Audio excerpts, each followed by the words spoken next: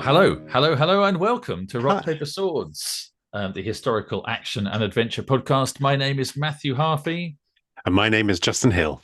Well, it's very nice to see you again, Justin. How are you doing? Yeah, very good. A little crazy. It's been I had a novel with my editors and it came back kind of one, random morning last week. And so with a very tight deadline. So it's been a kind of crazy week of trying to hit the deadline. I missed it, of course, but I hit their backup deadline, which was great. Well, that's good. So, Yeah. so you finished your novel, then you got a different. So I'm confused now. So you finished one novel, then you got a different novel back. Is that right, or the same novel back? Same novel back. Yeah. Okay, I okay, delivered a couple of weeks ago, maybe even around the last time we recorded.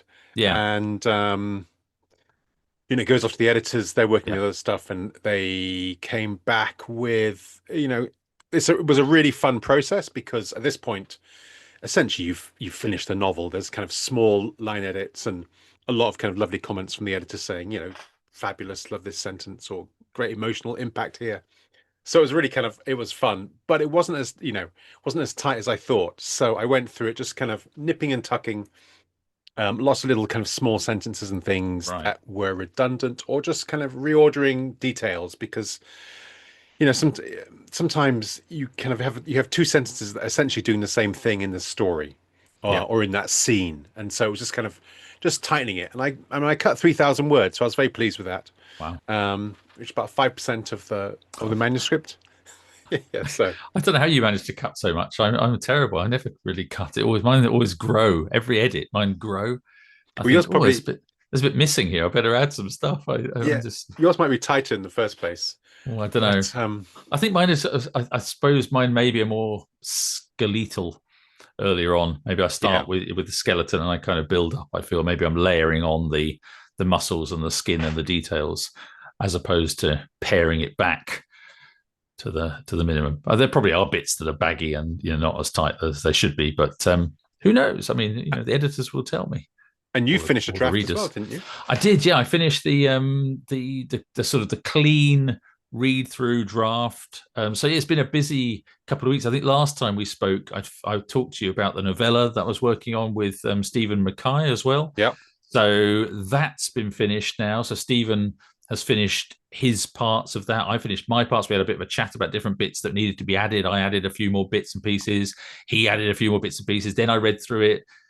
We said, oh, we're going to give it to the beta readers on Patreon. So for anyone listening, I didn't mention at the top of the episode, but if you want to support us, of course, you can on Patreon, or you can go and check out the links in the show notes and in the description, and you can go and check out all the different tiers and things. But the highest tier, the producer tier, which is only $5 or £5 a month or something, it's not expensive. But at that tier, we're allowing people to be beta readers of our new novella. And so if you want and you hear this and you want to do that desperately, then jump in and you can get involved quickly. What is a beta reader? So beta reader is somebody that reads a draft before it is published, so gives us some feedback. Kind of not exactly an editor because they're not professional normally, but someone who's just reading as a keen reader who can pick up on things that don't quite make sense, or so it's just an extra pair of eyes really from a reader perspective that I think that we as writers get too close to it sometimes, so we can't really spot every Yeah, sort of a super useful service because I find often bits that seem quite mundane to me, people love or think, oh, this is brilliant. So really useful, kind of good things and bad things in a or vice versa. Yes, manuscript. well, Yeah, things that you think are very simple and understandable that someone then goes, well, I don't quite understand what's going on here. This has really thrown me. Which character is this? And you think, well, that was obvious, wasn't it? But then you look at it, you think, well, actually, if I just add a line or tweak a word or something, sometimes it can be tiny little mistakes or tiny little things that throw people off. And it mm. can just be a thing of one reader can read something a bit too fast or not pick up on something. But if everybody comes back, if you've got more than one person says the same thing or similar things, you think, okay, maybe there's something to look at there. So Yeah, we're hoping. I think with this novella, we're not going to really. I don't think we're going to go through the process of going through editors and all of these rounds of edits and everything because both of us have read it. It's short. We've both kind of edited each other's work, and now we're going to rely on the beta readers to have a read and let us know if they spot any issues, and we'll polish it up from that. But I was going to say that at the very last minute, I read through it, and I was all ready to sort of put it on to the Patreon and give it to the beta readers. And I was literally, we'd both read it many times. This is the sort of thing that happens all the time. I was reading through it, and I was literally just checking that the chapter headings were sort of on the right page or whatever. And I was going through, and I suddenly thought, hang on a minute, there's because Steve and I have written alternative, and you're going to interview us actually in a week or so for the bonus episode for the Patreon subscribers about it. But one of the things that happened was I looked at it this last minute. I was thinking, this timeline doesn't make sense, because Stephen had written some chapters, I'd written others, and we just sort of interspersed the action. And where it made sense when you're sort of reading each chapter individually, it makes sense. But you look at it as a whole, it was suddenly I realized that there was like a 2-day slip somewhere. Like his characters were one place, they should be in another place. There was like 2 days missing. So I had to quickly sort of chat to him via WhatsApp and work out what we could do, and basically add a couple of paragraphs where some of the characters just rest in an area to get, so that it sort of gets the timelines aligned again. Because otherwise, if somebody was paying attention, they'd be going, hang on a minute, what's happened here? He slept for a night, and then suddenly 2 days have gone by. And often the fixes in novels are quite simple, and it often could be just telling the reader something like 2 days later. Exactly. It was basically that. It was just like, in those 2 days, such and such has happened or something. But without that, if you looked at it carefully, it would throw you, I think. And neither of us had noticed, until that. Yeah, and as long as the reader kind of trusts the writer that they're going to get everything right, then they're quite happy. Yeah, and then so that went off. So that's now with the Patreon beta readers, and a couple of them have said they're looking forward to reading it, have picked it up already. And you can as well if you wish to read that if you've got some time. It's about 40,000 words, so it's not a huge thing, but it's a bit of fun. Hopefully, people will enjoy it. And but then I went back to my own novel, which is the Bernicia Chronicles, Bane of Bernicia. That's book number 11.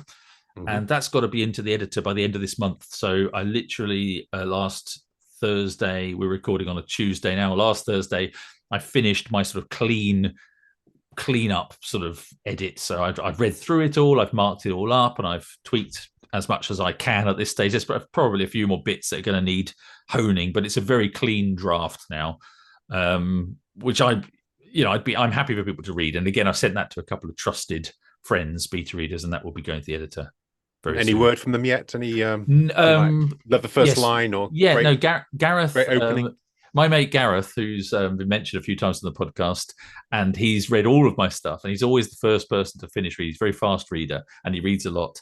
And he did the cover for my novella, A Man Dies But Once. That's the novella. So he did the cover for that as well. So he's a very talented guy, and he's read the first part so far. It's split into 3 parts, and he finished the first part, and I think he's into the second part, and he said that he was really enjoying it. So it's always good. And cool. He said a couple of bits made him laugh, and he did point out a couple of lines to me that he thought perhaps I'd written specifically with him in mind, and he was right. I drop in little Easter eggs specifically for friends that are going to sort of know where I'm coming from or what I'm referring to, so that's funny. Yeah, cool. But yeah, it's all good. So are you now?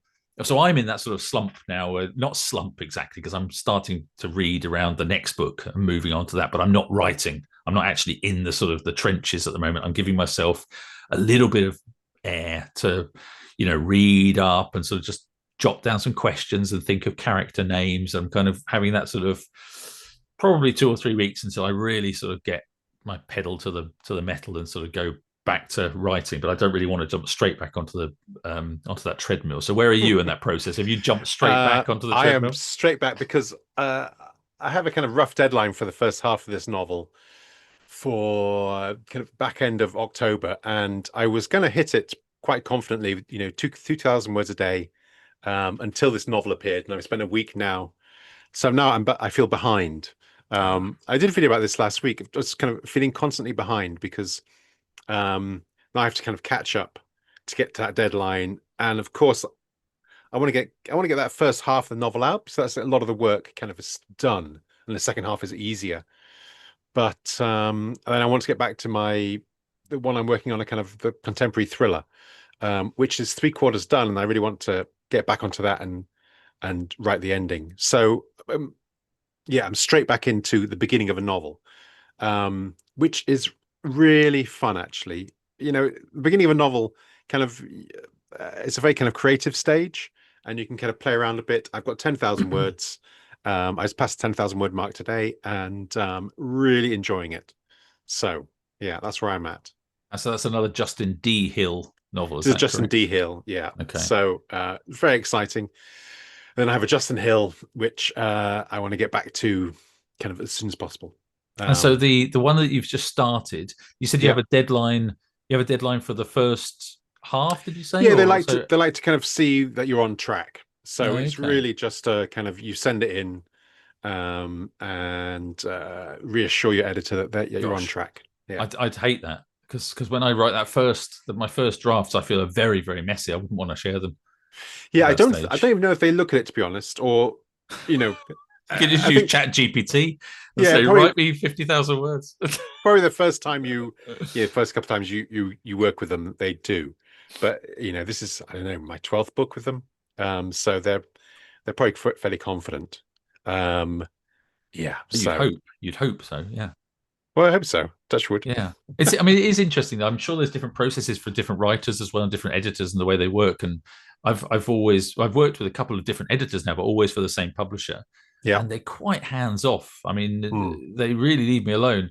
But I can see how I've noticed from lots of comments they've made over the years, like every now and again they make comments about how most writers miss deadlines, most writers don't deliver on time, and so I think they take everything with a pinch of salt. But as you say, Yeah. after you've written several books, I guess from my perspective now, they kind of just leave me to it because they know that I deliver. And in fact, this book, Bane of Bernicia, this novel, they asked me could I deliver a month early, and I have finished my draft now, and I'm 2 weeks earlier than that deadline. But to be honest, I wish I'd said no because Yeah. all it did was put extra pressure on me. Really, Yeah. was I'd planned So to have like a month off over the summer, but I couldn't. yeah, and it's interesting because I had a new editor to work with on this one I've just kind of delivered. And it's quite an interesting process, because you never know exactly how you're going to be. Because I think this is what I wanted to say was the process of taking feedback, that you have to be Mm. quite open. You have to kind of trust your editor and be open to feedback because in the sense they're the first reader and they're the first person who approaches the novel kind of fresh and reads it, kind of new to the story. So yeah, it's Yeah. good, important to kind of be able to take feedback and respond to it positively rather than throwing a hissy fit and running screaming out the writing room. Yeah, well, it's always a fun process. I use Hmm. that term "fun" advisedly. Yeah, it's not always fun, but it's always an interesting process. Hmm. But we can talk about writing and publishing with our guests today, of course, and we have two guests today who write together. And I see at least one of them is in our waiting room, waiting to get in. So shall I get them in, and we can then chat with them, and we'll chat a bit more Sounds great. after.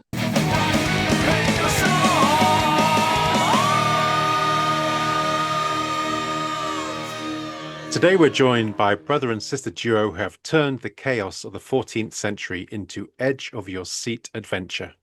Beth and Boyd Morrison are the co-authors of the Tales of the Lawless Land series, novels that mix the thrill of a modern page-turner with the grit and detail of medieval Europe. Their heroes, Gerard Fox and Willa, battle injustice, chase down Templar secrets, and navigate a world still reeling from the Black Death and the Hundred Years' War. Think swashbuckling adventure, but with a scholarship to make you feel like you've truly stepped into the Middle Ages. With Beth's expertise as a medieval curator and Boyd's background as a best-selling thriller writer, this is a partnership that brings both authenticity and action in equal measure. Beth and Boyd, welcome to Rock, Paper, Swords. Hello. Nice to be Thanks here. so much for having us.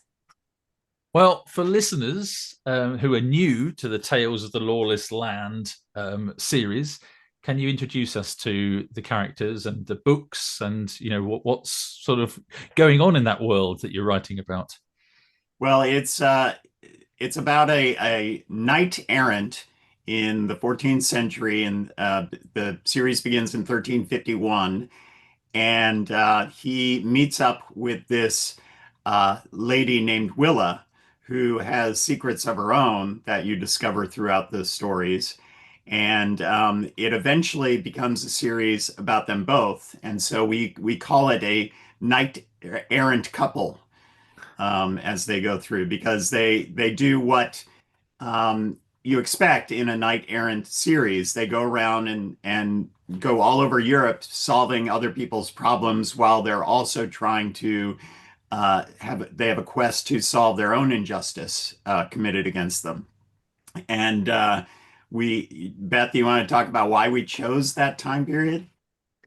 Yeah, so as Justin mentioned, I'm a medieval manuscripts scholar, and my particular era of specialty is the 14th century.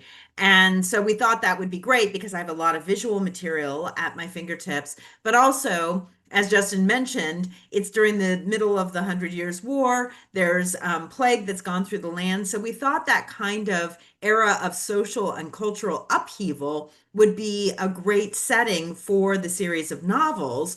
And when Boyd and I first started discussing what this was going to be, we decided that we wanted to have both, as Boyd said, this sort of couple errant going around, but also to have a central tension between the two of them and the problems themselves that they're trying to solve. And that revolves around the fact that Gerard Fox was unjustly excommunicated. And a lot of people sort of today may have heard that term, but they don't really know how severe it was in this time period. It really meant that you were shunned from society. You really weren't allowed to partake in communal events. Oftentimes, if it was very severe, you weren't allowed to talk to other Christians. And this couple falls in love. And so they have to kind of figure out how they're going to navigate life with this sort of horrible thing hanging over their heads. And so while they're trying to solve other people's problems, we're also seeing it as a way of them feeling like they're redeeming themselves.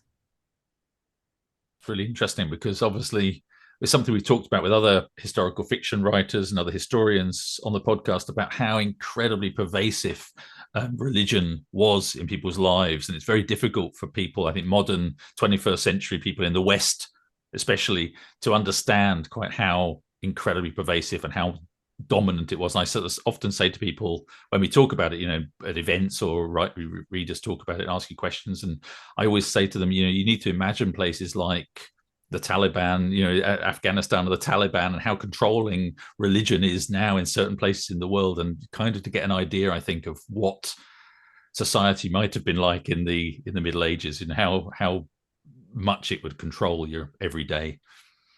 Yeah, and so Gerard and Willa are on their own quest to try to reverse this excommunication so that he can regain his lands and titles that have been stolen from him, and that they can re-enter society. Yeah. And I think, Matthew, you're right. It's hard for people to understand that everything was predicated by the Catholic Church if you were a Christian in the West in the Middle Ages. And so, as Boyd said, he can't own property. He can't participate in any church rituals, which includes marriage, for instance. And, I often tell people, in order to help them get an understanding of how pervasive the church was at this time, that even simple things like telling time was determined by the church. And so if you ask the time, as you'll see in our novels, you don't say, oh, it's 11 o'clock. You'll say it's an hour before high mass, or you'll say it's an hour after matins. And those are, and those are time periods that are determined by the Catholic Church. So it really was down to little everyday things really were determined by that religious atmosphere. And it was so pervasive, they didn't even refer to the Catholic Church. They referred to the church. The church, yeah. The only church. Yeah, and I was going to say the other thing, of course, is if the majority of people, probably, it's difficult to know, but most likely the majority of people believed in Christianity and the fact that if they were excommunicated, they were not going to go to heaven as well, which, of course, is a hugely important part of everyone's life. And this is a time, of course, I think we've had some insights maybe with COVID, but just after the Black Death, a huge kind of social impact. You got huge changes, not just social impact, but even the kind of the trauma of, mass death. I've just been reading a book about graves in London and how kind of the graves, the graves were filling up, huge mass graves, a third of the population dying. Beth, do you want to tell us, sort of expound more about this kind of time period that you've set the stories in? Yeah, I mean, I think it is very hard for us to imagine, as you said, what the collective trauma would be of having a third of the people you've ever known die. And we actually have a few scenes in our novel, particularly the first and second novels, that depict those kind of mass graves and plague, because it's not like it just went away either. There were recurrences throughout the rest of time. I just listened to a podcast about the 1900 outbreak of plague in San Francisco. So, it stays with us. And I think one of the things that really reshaped Europe in many ways was the Black Death. A lot of people don't really think about the economic consequences of the Black Death. And the fact that with a third of the population gone, there was a huge need for actual manual labor for the first time. Before that, peasants or other people who worked the land were expendable in many ways, if you can think of it that way, unfortunately. But at this time period, getting that kind of manual labor was at a premium. And so for the first time, those peoples had marketing opportunities. They could leave the places they were and go seek higher wages somewhere else because people were in desperate need. And so those kinds of huge economic changes really were a direct result of the Black Death. And I think a lot of people don't really understand how much the foundations of everything was shaken at that time period. So I think your parents must have done something right. So a brother and sister combination. What was the idea for you to kind of come together and put this story together?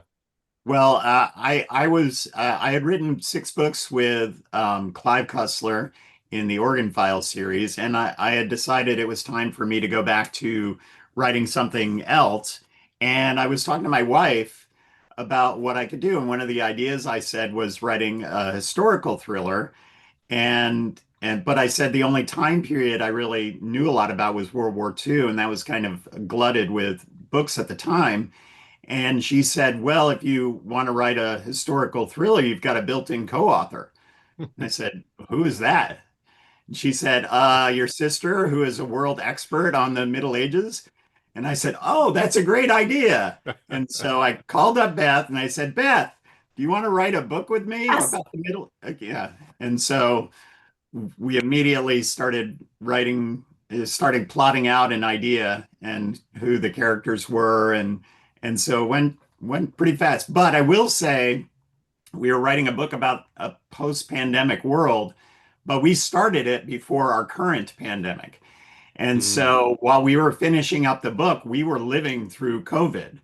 And it brought a new insight into the story we were telling because we could all of a sudden relate to what they were going through, which Beth really wasn't much different in some ways from what we had to do, right?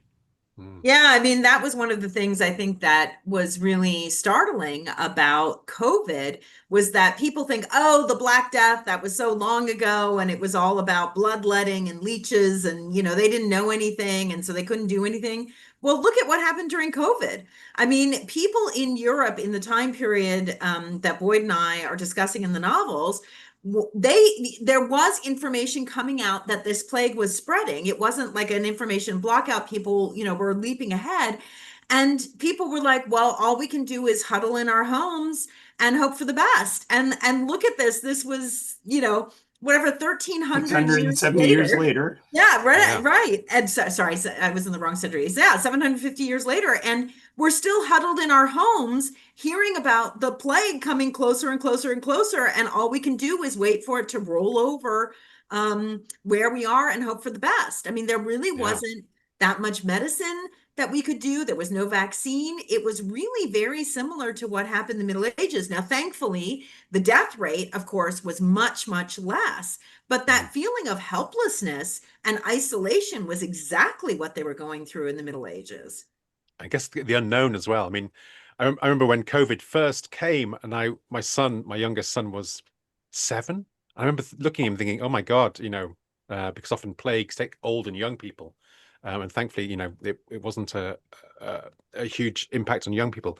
But I'm fascinated because you both come from very different. One's Boyd, you're a thriller writer. Beth, you're a medieval's manuscript curator. I imagine you had a really incredible insight into each other's lives, or kind of working lives, working together like this. What did each of you learn about the other's kind of occupation? Well, the good thing for me is that Beth has always edited all of my books. She is one of the first readers of every single book I had done before that, and she's a huge fan of thriller novels. So she would always give me great insight and had no problem, telling me like it was. So she didn't hold back, and that always made the books a lot better. So when we started working together, it really wasn't much different than what we had already been doing. The only difference was we spent a lot more time plotting the books together. But I would always, when I was writing my other books, I would call her all the time with plot hole problems that I was trying to solve, and she would help me figure it out. And so we just went into more depth with these books. And of course, the thing that I would never have written these books without her, because she has so much insight into the Middle Ages, and I have to always call her up and say, okay, where are they sleeping tonight? Because I have no idea. So I'm getting from this that it sounds like you're saying you do most of the writing and Beth is plotting and helping edit and hone the story, but you're doing the actual writing. Because I was very interested in the process, because I've just written a collaborative novella with Stephen A. Mackay, who used to co-host this podcast with me. And because he's a writer as well, we've done a chapter each. We've taken alternate characters and we've done that sort of. So I was very interested in seeing how you go about it. But do you want to just expound a little bit about how you go from the sort of plotting stage through the writing to the whole process? Yeah, I mean, what usually happens is for each novel, we start out by saying, where haven't we been in Europe that's super cool? And then we decide on the place. Then we get a kind of general outline of the plot, but a fairly general outline. And then we actually go to the places that our characters are going to go, which is one of the best parts about the whole process. And we go to each of those cities, usually in the order in which they're going to encounter them. And that actually provides us a lot of ideas for how we can move the plot forward and cool things that can happen in each of those individual cities. And when we come back, we do a much more detailed outline of the entire book. And then we get really granular and we kind of do like what's going to happen in each chapter. And once we've done that, then Boyd actually starts writing. And we talk every day, twice a day, on my way to work, and also when we're walking our dogs. And we kind of generally agree on what's going to happen in that chapter, both physically, kind of the plot line, and also what's happening emotionally with the characters.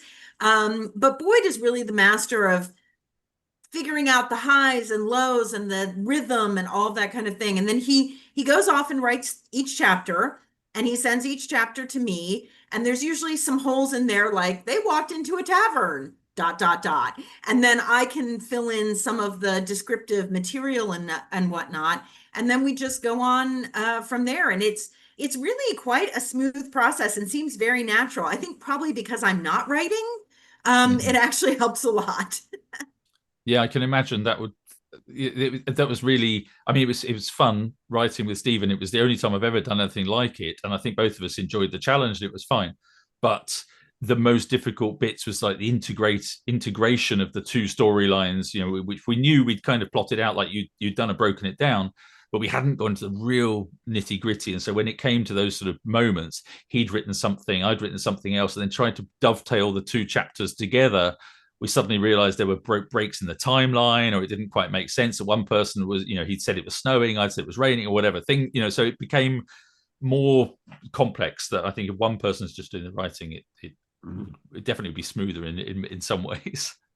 And I think it lends a very cohesive style to the book. And I think, one of the things, and I'm sure as a historical fiction writer yourself, you're always cognizant of this, is how to not overload the reader with a bunch of historical detail that's not really integrated well into the story.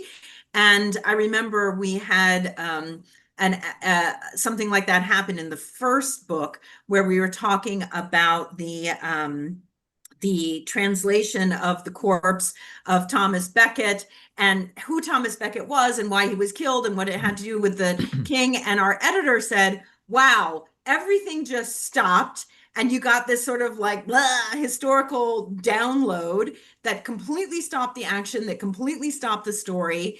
And in that way, it became really uninteresting. And so we realized that our editor, who's excellent, was absolutely right. And we looked back at it and we decided a way that I thought was really clever of working it into the actual plot was that we decided that what we would have is a conversation between the two main characters who had read different historical accounts of the death and the events surrounding Thomas Becket, and they were each arguing for their interpretation. And that not only helped our characters because it made people realize that the female character had a kind of mind of her own with some historical background, but helped with that kind of back and forth between the characters. So that was a really fun way to integrate those kind of historical details.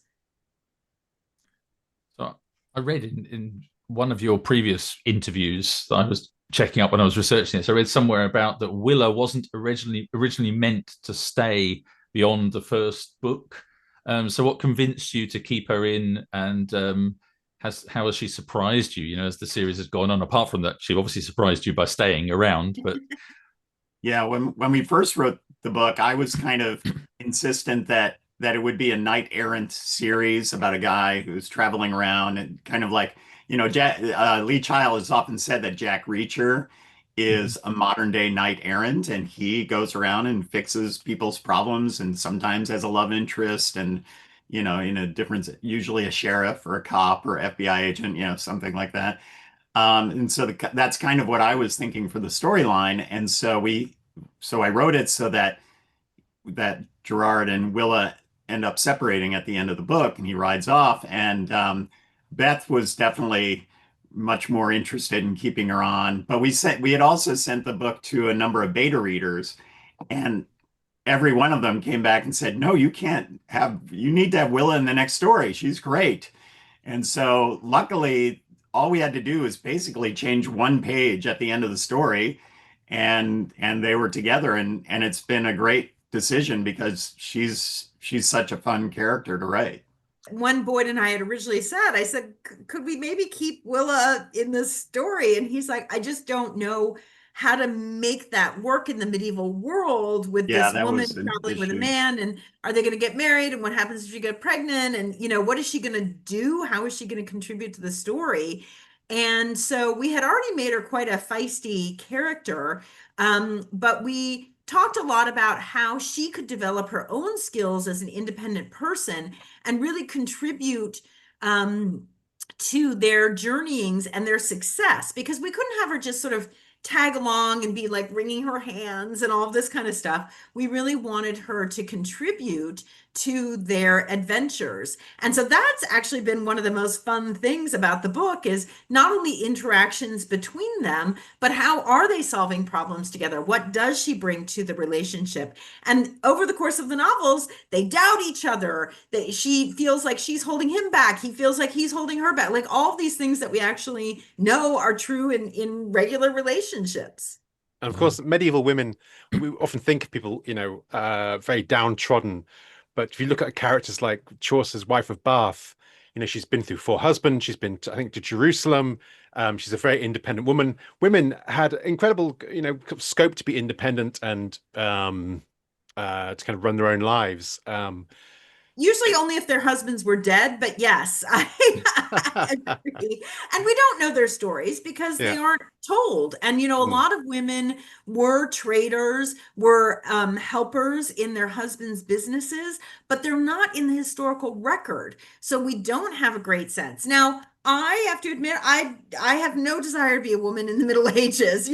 There were far more limited opportunities. And one of the things that we agreed about and that we've worked on really in developing our characters is how can we make them sort of ahead of their time so that they're not recreating a lot of the sort of bad parts that we think of the Middle Ages, but also make it believable, because they can't, he can't just be like, I'm going to set you up in business, or, things like that. Like, there is tension there, but it's been a really interesting process to make it believable and yet have them both be a little bit more forward thinking than we think most people were at the time I period. think that's a real interesting balance for most historical fiction, is trying to get that balance right, that it's interesting for a 21st century reader, but it's foreign enough and distant enough and weird enough that it seems like a historically accurate, but the people are in some way often outsiders or forward thinkers, as you say. And there's often the thing, it's easy to stray into the tropes of people that they're atheists and they don't believe in God, and so I don't care that I've been excommunicated, I can do everything. But that's not the reality. Is that society is the way it is. So even though someone's forward thinking and they can be a little bit different from the people around them, they can't change the whole world. So they've got to live within that Right. that time that they're based in. And I think that was really key in our character, Gerard Fox, who is a very accomplished, good-looking, smart knight in the top percentage of wealthy people. So how do you make a white, wealthy knight of that time period be a sympathetic character who feels himself to be an outsider when society really was centered around that specific type of person? And so I think making him excommunicated has made him much more sensitive to other people's problems, and gives more shades of gray to his world than he otherwise might have ever encountered. Would you agree, Boyd? Yeah, I think that made him a lot less entitled and more accepting of other people, as you see through the series, especially his attitudes towards women, which, and the way we think about it is that Gerard and Willa just happened to find the exact right person for them. And if they had never encountered each other, they may never have found somebody that was right for them, because they are so outside of society, as Matthew was saying. And so they just got lucky. But through some really horrific circumstances that they help each other through. Yeah, and Boyd, you talked about Gerard being a kind of a knight errant, a medieval Jack Reacher. Was that something you were conscious of when you were starting to kind of do a Jack Reacher in medieval times, or that just kind of it happened naturally as you were developing the story? Well, when Beth and I started talking about it, we decided on a knight errant because we wanted to explore different parts of Europe, not only just for us to be able to travel there and do the research, but also just to see different parts of society at that time. So in the first book, they're in England and France for most of the book, and then in the second book, they're in Italy for most of the book, and then third book, they're in Croatia, which I didn't know really anything about Croatia at all, let alone the medieval portion of it. But it had a rich medieval society back then. Dubrovnik was one of the richest cities in the world at that time because it was on the trade route from the Silk Road to Europe. And so, it was fun discovering all of that. And we couldn't have done that if Gerard was just, in his castle in England and had no reason to travel. So part of that was coming up with the excommunication, was giving him a reason that he had to be on this quest all over Europe. Mm. And I think, the Jack Reacher thing, because we were both really fans of that series, but and I think there is a lot of that, but I think Gerard Fox is probably a lot more touchy-feely than Yeah. Reacher is. And Willa helps with that too. Yeah. It's funny, when I was originally pitching the Benicia Chronicles, going to events, talking to agents and stuff, I pitched him as Jack Reacher in the Dark Ages. That was my sort of tagline. Although he's nothing really. I mean, the only similarity is that he goes around beating people up. I mean, that's the similarity. He's big and strong and kills people that get in his way. But in the end, it's very different. Yeah, and we were lucky enough to have Lee read the book and gave us a great quote, which was it Gerard Reacher or Gerard Fox could be an ancestor of Jack Reacher? Oh, fantastic. There you go. That's what you want, isn't it? So you've mentioned the traveling around Europe and all these different countries, and Justin and I have both lived abroad for long periods of time. So Justin lived in China and other countries as well, Eritrea, and I think, and I lived in Spain for a long time. My wife's Spanish, so there's obviously language barriers that come from traveling around. There's no Duolingo in the 14th century, and there's no Google Translate. So how does that play into the storylines? Because unless someone is a polyglot and he speaks, dozens of languages, which maybe he does, but how can you think? Are there some good examples of where language plays a part in the story? Well, Beth and I both know several people who are polyglots, and I have a friend who gives tours in Europe for the Rick Steves organization, and he knows about 12 languages, including Croatian, Czech, German, French. I mean, it's pretty amazing. And so you're right. That's one of the problems we had to solve with our characters traveling throughout Europe. And we just decided, and we've kind of set it up in the first book that they are multilingual already. Of course, in the nobility in England spoke both English and French. And so we're used to knowing multiple languages. Willa also, and Latin, of course. And Willa speaks Breton, which at the time was a separate language. And so we kind of set it up that they already have a facility for learning new languages. So we did, right, Beth? We set it up so that they have enough time to learn the new language before the next story gets started, right? Yeah, I mean, the thing was they both already knew French and English, and Gerard at least knew Latin because he was a educated knight. When they get to Italy, they learn Italian fairly rapidly, although in the second book, we do use that to our advantage by having them hear some words that they don't understand, and then it kind of plays a role in the plot. So we were able to do that. And then when we went over to Croatia at that point in time was part of the Venetian Empire. So we just made it that their Italian got better and they could communicate in Italian, even though people were then talking Croatian or Serbian. But at least the other people on the other side also knew Italian. And then but that also played into the plot. If they didn't know Croatian, there were times where that affected the plot. Yes, that it could be used against them. And then we have the newest novel, which Boyd and I have turned in and is appearing next year, happens in medieval Spain. And we decided that, Italian and Spanish are kind of close. And in fact, in the 14th century, they were even closer than they are today. So they just sort of move rather readily into Spanish. And of course, they're all based on Latin. So yeah, you have to send me a copy of that one, because obviously I've lived in Spain for nearly 15 years, and I love it. And I was going to say that when my wife and I have been to Italy a few times, and there's always this thing when you go to a new Italian city, or we go to a restaurant or something, and you say to them, because we don't speak Italian, but you say to them in Spanish, like, do you speak Spanish? And they always say, no. And they say, okay. But then you speak to them in Spanish and they understand you, and they speak in Italian and we understand them. And we watch television in Italy and we understand the television. So it's so similar. It's incredible. You kind of lock in. There's words that are different, and false friends, and in terms of the language that you could think you understand certain words and they're wrong. But you can understand a lot. Yeah.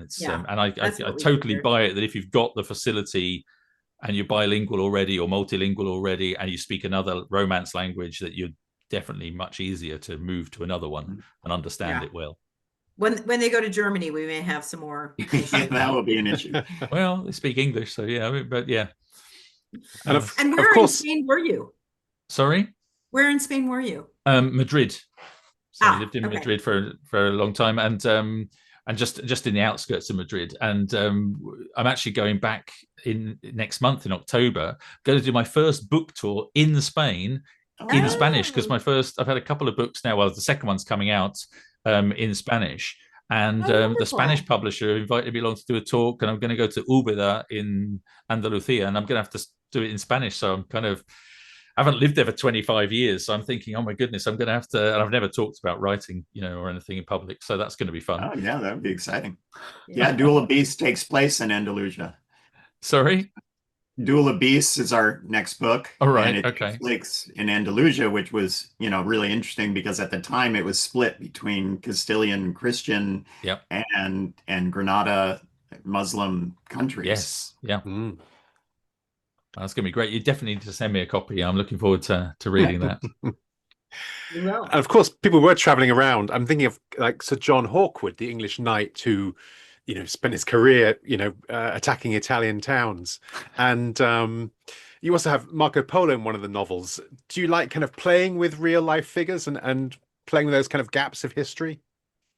Yeah, absolutely. In fact, in The Last True Templar, which is our second book, we based a character on John Hawkwood. We have an English knight who becomes a mercenary in the city-state of Florence. And it kind of echoes. And our book takes place a little before John Hawkwood's time period. So yeah, we like playing around with those themes, but we don't include many real characters unless it's something we can't change, like a king or Marco Polo that people would know in the historical era. But all of our other characters are fictional, so that we can create whatever story we want. There should be more novels about John Hawkwood, I think. He's such an incredible life. Yeah, I think I'm trying to think. Christian Cameron, I think, has written a series of novels about him. I think, or if it's not about him, then it's about another knight that's very similar. And I think David Gilman has written a series. His character is, I think, loosely based on Hawkwood as well. I think it's a common. It's a great character and a great time period to write about. Yeah. Our second book, The Last True Templar, was the one that was most intertwined with historical events, and we actually sort of intertwined our story based on the fall of the Knights Templar and everything. And it became such a millstone around our neck to make sure that we weren't sort of writing alternate history, that our novel could be sort of alongside True Templar history. And we said, we're not going to do that again. It was too hard. So it's really hard when you're trying to weave around actual history. Our other books have used, of course, historical things like the 100 Years' War, or in Croatia, the fact that Dubrovnik was going to become a republic not too long after our book ended. But it was more illusion based than actual events. Or it was an actual event like the Battle of Crécy, but not told from the king's point of view or somebody you would know, but one of the soldiers. Yeah.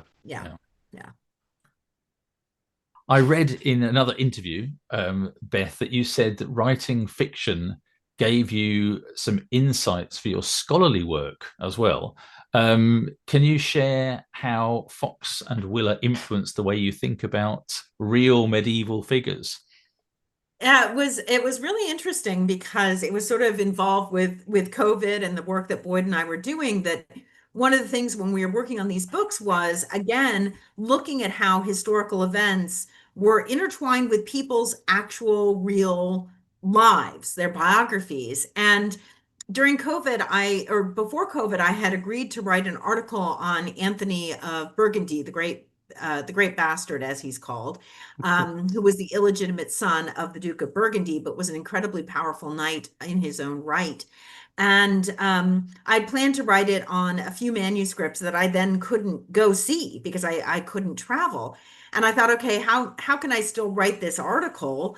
And what I decided to do was his library was probably the fourth or fifth biggest library in 15th century Western Europe at that time period. And everybody had always wrote about this very large library. We knew which books he had because he put his coat of arms and his mottos and everything. But everybody had always looked at his library as this sort of monolithic whole at the point of his death. And so every inventory of his library started with where the manuscript is located now, arranged alphabetically. And I decided to reorder all of his books based on what time period in his own life he ordered those books. And then I placed his biography side by side and looked at his changing ideas of what was necessary in his life at that moment, and saw how it influenced the kinds of books he was ordering. And it was fascinating to see all of these things. For instance, one of the reasons that I had gotten this idea was that a good friend and colleague named Lauren Campbell had as sort of a footnote, a throwaway footnote in some article he was writing, where he said, "Oh yeah, Anthony of Burgundy, he ordered like 4 books right after he had broken his leg when he was trying to do a joust." And I thought, well, that's fascinating. Like, what else can we learn from his biography by comparing it to the books he ordered? And so, for instance, there was a time when the Order of the Golden Fleece accused him, which was true, of flagrant adultery. And they sort of were schooling him on it, like, you have to be a good knight to be in the Order of the Golden Fleece. And right then, as soon as that happened, because he was actually being threatened with kicked out, right then, all of his manuscripts started to have the Order of the Golden Fleece appear really prominently in the borders of his manuscripts, because he was trying to tell, like, I am a good member of the Knight of the Golden Fleece. Look at my books. So it was really interesting to see how thinking of them as people who have an actual biography that's interacting with events of the time period did influence my own scholarship. And it was actually a great success of an article. So I was very pleased. That's fantastic. What a great story. Yeah, it sounds fascinating. And you've prompted me to ask about your background as well, which is a chained library for those who aren't watching us on YouTube or on Spotify with video on, but we have got video. If you want, you can see this. But yeah, your background on Zoom is a chained library. And is it Wells Cathedral? It is Wells. Good I've just been looking at it the whole time and thinking, oh, is that Wells Cathedral? Because I live in Wiltshire, very near Somerset, and Wells is about 45 minutes drive away. And I've been in that cathedral. In fact, last year, about this time last year, I was driving with Stephen A. Mackay down towards Devon to go to the Historical Novel Society conference that we were going to. And I said to him, because he's from Glasgow in Scotland, I said, you've never been to Wells before, you need to see it. And we went into the library. So I remember that. And we've actually got a video on YouTube of me and Stephen going around, and we go into the library. So just very, quite recent memory.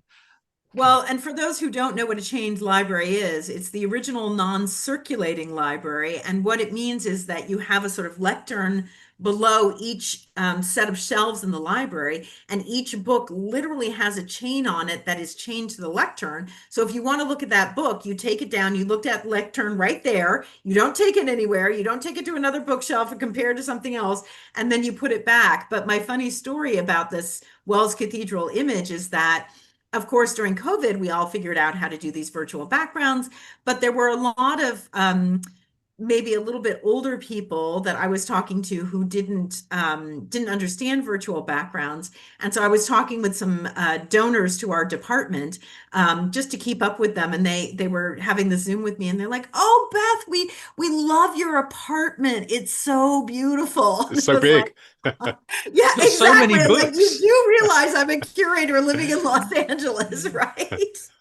You've got so many amazing books and chains on the books. I mean, wow, it's so incredible. medieval, right? Yeah, so medieval. What a house. Yeah. But in terms of my background, as Boyd well knows, I've always been fascinated. We were fortunate when we were growing up that our mom liked to travel, so we had quite a bit of time, multiple times in Europe while we were growing up. And when I was 15, Boyd and I went to a very, very good private school in Kansas City, and there was a woman there whose kids had just gone off to college, and she was the wife of the principal. And she said, "I'd like to teach an art history class." And because there wasn't a teaching credential necessary, because it was a private school, he said, "Sure." And of course, nepotism wasn't really a thing then either. And so she taught this course, and we started with cave paintings, and we got to the Middle Ages. I was 15. And I was sold. I just knew that Mm. that's what I wanted to do. And so I went to Northwestern. I actually did research at the public library in 1986 before there was the internet to see which universities had medieval professors, and ended up going to Northwestern and then got my PhD at Cornell. And one of the funny stories is, so I started at Northwestern when I was 17, and my professor was Professor Sandra Heinemann, who was a medieval manuscripts professor at Northwestern at that time. She eventually ended up leaving Northwestern to become a dealer in rare manuscripts. And last year, the Getty bought a manuscript from her, and I've known her for 40 years. So Wow. I've been in that rarefied world for a very long time. And as Boyd can Yeah. attest, it's never far from my mind. So have you actually been to Wells Cathedral and the library there?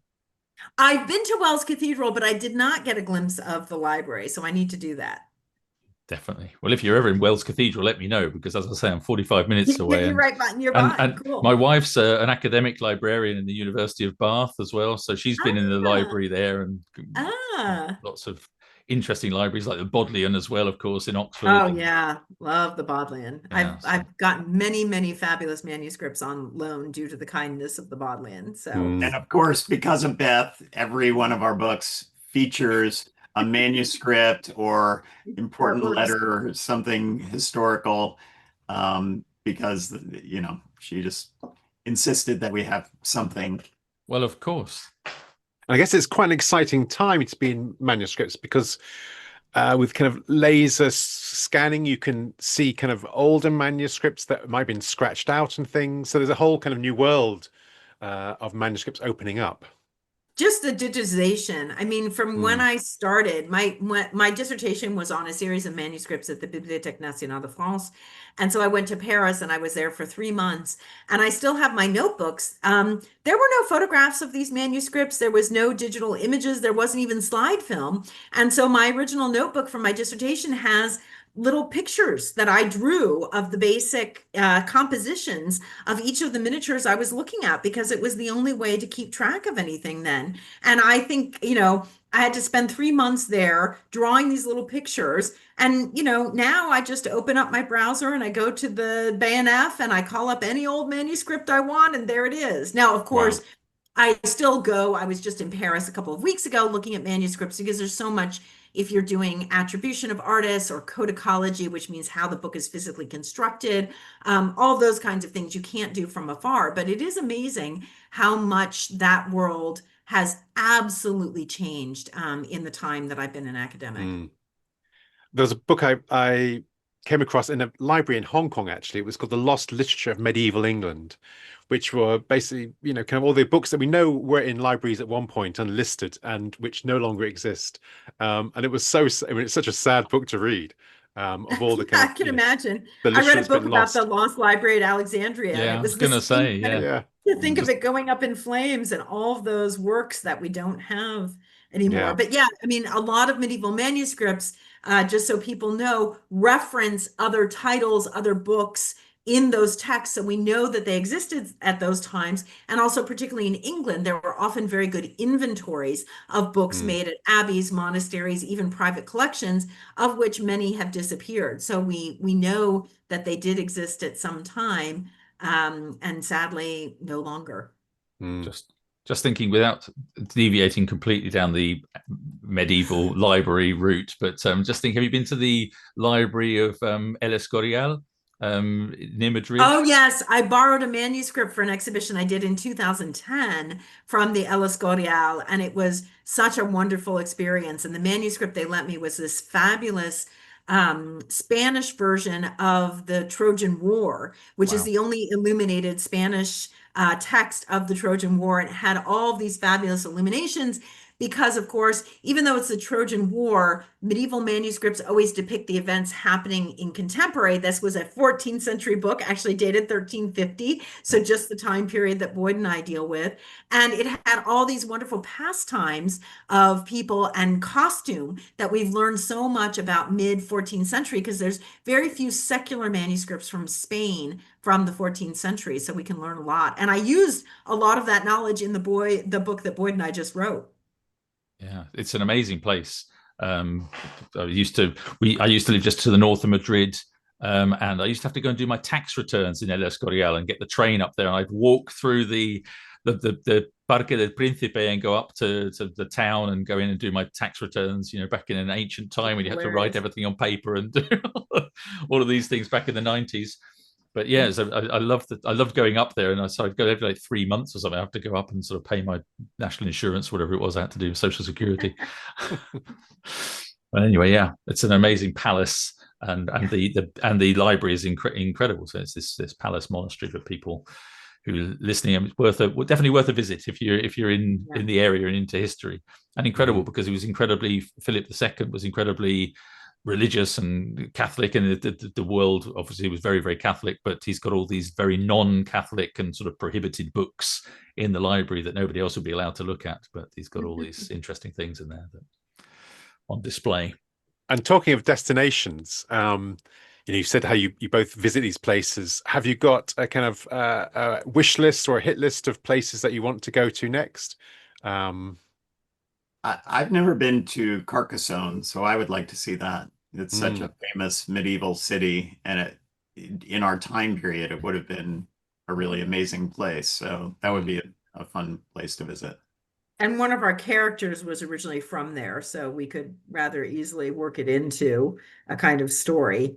And I've been to Carcassonne once, but it was only for a day, and so I'd really like to return. The whole southern French region is just amazing. Like one of the places Boyd and I went for the first novel was Avignon, which neither of us had ever been to, and I was like, I can't believe as a medievalist I've never been to the French seat of the papacy during much of this time period. So that and they did an amazing job. Remember, Boyd, the video thing that they had? Oh, reconstructing the bridge.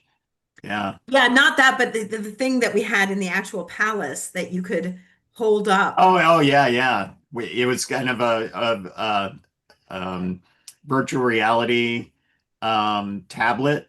And so you could hold it up and see what it would have looked like inside the papal palace at the time of our book. That's cool. And so we used that. It was very helpful to actually see what it would have looked like.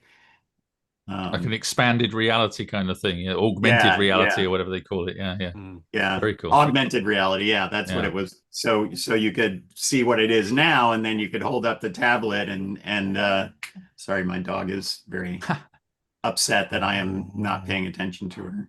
Well, of course. I made the mistake last episode. I made the mistake of having my dog in the office with me, and he was getting kind of irate by the end of it. I'm like, why are you talking to someone and not me? But exactly. This time I've left him in the house, so he's indoors. That's what I will do next time. But we're coming towards the end of our time together anyway, so you can go and spend some time with your dog. So obviously, all of us have got dogs. This seems to be a prerequisite for writers to have dogs. But before we go, we always ask our writer guests to give us a little something specifically for our patrons on Patreon. So a little bonus thing, which we then put together every now and again and put all the sort of the writers' comments into one episode and give them a bonus episode to the Patreon listeners. And so we've got a question for you, and this is for both of you. So what do you wish you knew when you started out writing that you know now? What I wish I had known before I started working these projects with Boyd was how little I actually know about the Middle Ages. So I think we're basically coming to the end of our time together, and thank you very, very much for your time. I was just going to say before you go, so you've got a new book coming. You said is this one set in Spain, and that's going to be coming out sometime next year. Do you have a title for that book? Are you allowed to share it? It's coming out in July of 2026, and it's called Duel of Beasts, and will feature a number of exotic animals in the storyline. So the title will be well earned, and it's set. It revolves around the conflict between the Christian Castilian part of Spain and the Muslim Granadan part of Spain. Wow, that sounds very Fantastic. very good. Yeah, really interesting. So a great, interesting part of history and interesting part of the world, as I said as well. So best of luck for that. And are you working on another one in the series? Is there another one already percolating? We're thinking about it. We always are looking what we could do next. So we can't really talk about it yet, but we're considering it. All right. Well, best of luck for the new book when it comes out, and for the one that you're thinking about. And yeah, best of luck for everything. So thanks ever so much for coming on and talking to us. It's been really interesting. Thanks so much for having us. It's been great to talk to you all.